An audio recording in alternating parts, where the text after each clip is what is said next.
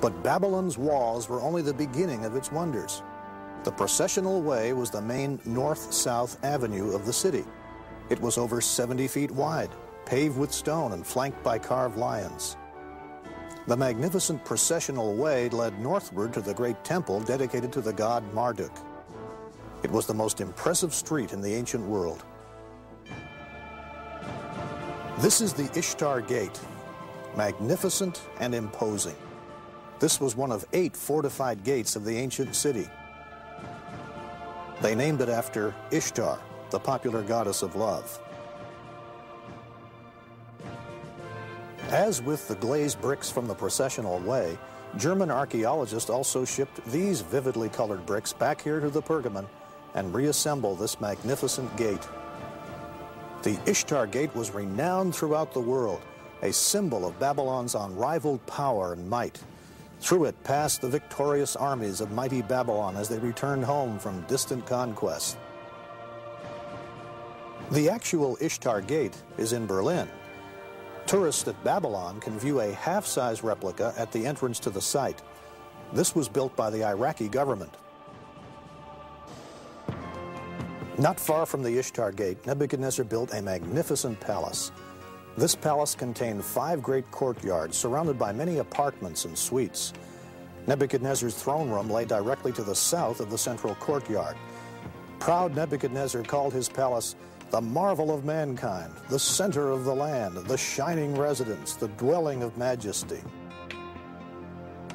This modern reconstruction gives us some idea of what the palace looked like in Nebuchadnezzar's day. Modern bricks stamped with the name Saddam Hussein sit atop the ancient bricks bearing the stamp of King Nebuchadnezzar. The new bricks substitute for the broken and pilfered bricks that once formed the upper courses of the ancient palace. With a little imagination, you can step back in time and enter the palace. Travel through the main entrance, cross the eastern courtyard into a second court, and then on into the large central courtyard. This central courtyard, under reconstruction, is an open area measuring 200 feet by 180 feet. Here, 25 centuries ago, walked visiting dignitaries, foreign ambassadors, court officials, slaves, and exiles.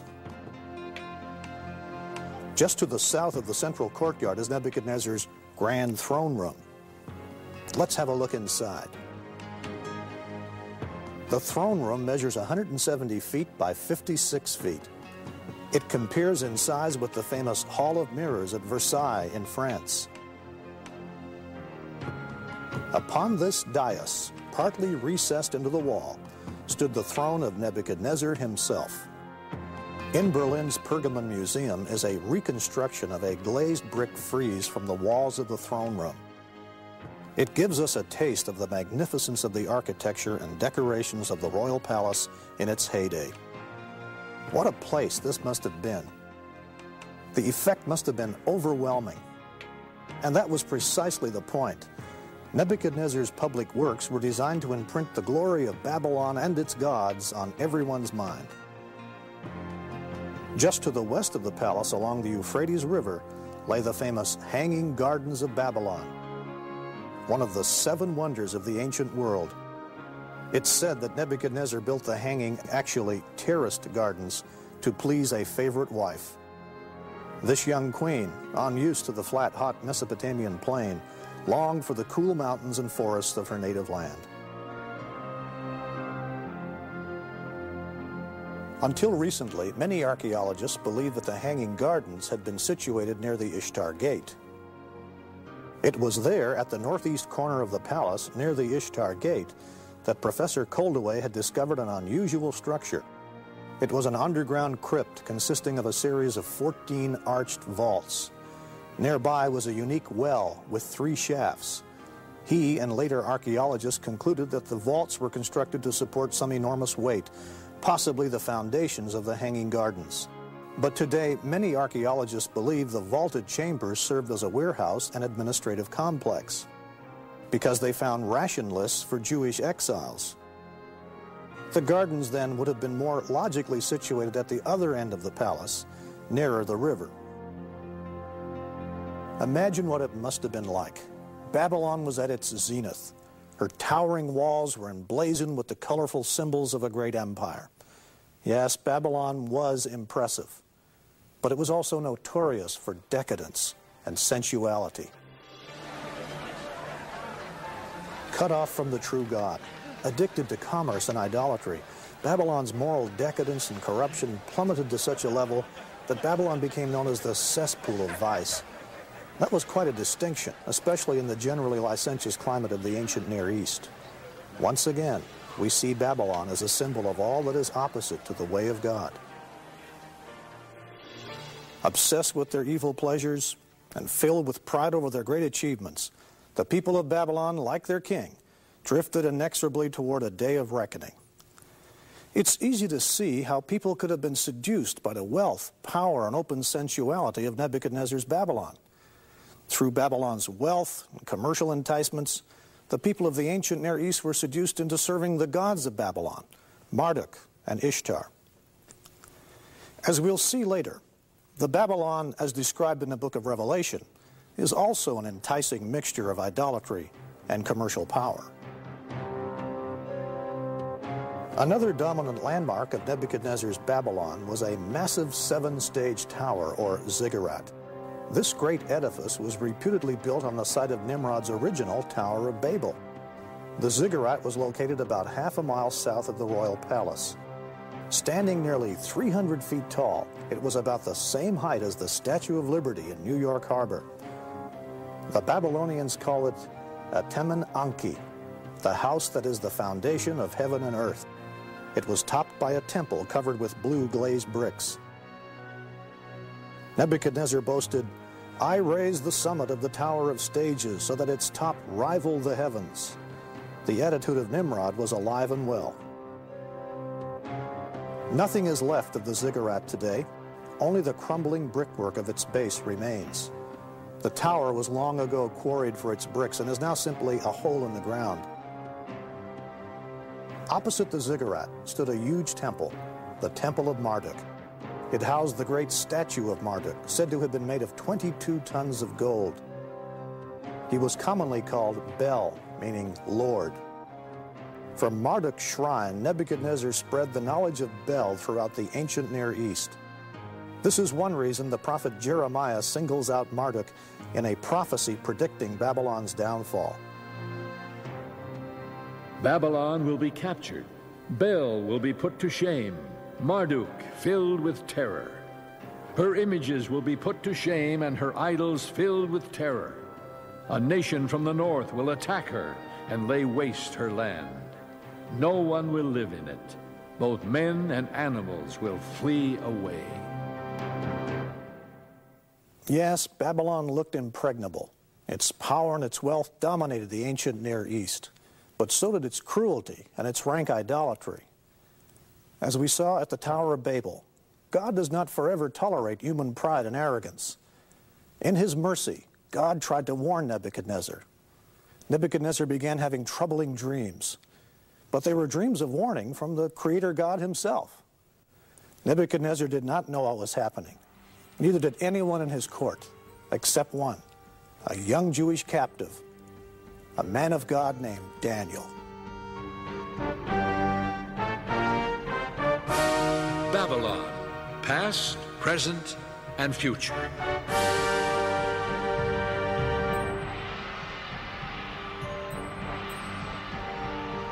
Nebuchadnezzar had built the greatest empire of the ancient Near East. As a general, he was unsurpassed. He was also a very shrewd ruler. When the king's armies had carried Daniel and other prominent citizens of Jerusalem back to Babylon, Daniel was placed in Nebuchadnezzar's own court. And ancient kings often chose foreigners to fill those key spots because they are not the threat to the throne that someone of their own ethnic or national identity would be. So you use a foreigner, like a Jew, because you use his ability, but at the same time, you're not threatened by that individual. Among this select group were Daniel and his three companions, Shadrach, Meshach, and Abednego. Although they were captives, they remained completely loyal to the true God, the God of Israel. Their experiences of standing up to materialism and idolatry are among the best-known stories of the Bible. When Daniel's three friends refused to worship a golden statue which Nebuchadnezzar had set up, the enraged king committed them to the famous fiery furnace. Then Nebuchadnezzar was furious with Shadrach, Meshach, and Abednego, and his attitude toward them changed. He ordered the furnace heated 7 times hotter than usual, and commanded some of the strongest soldiers in his army to tie up Shadrach, Meshach, and Abednego and throw them into the blazing furnace. So these men, wearing their robes, trousers, turbans, and other clothes, were bound and thrown into the blazing furnace. The king's command was so urgent and the furnace so hot that the flames of the fire killed the soldiers who took up Shadrach, Meshach, and Abednego, and these 3 men, firmly tied, fell into the blazing furnace. Then King Nebuchadnezzar leaped to his feet in amazement and asked his advisors, "Weren't there 3 men that we tied up and threw into the fire?" They replied, "Certainly, O king." He said, "Look, I see 4 men walking around in the fire, unbound and unharmed, and the 4th looks like a son of the gods."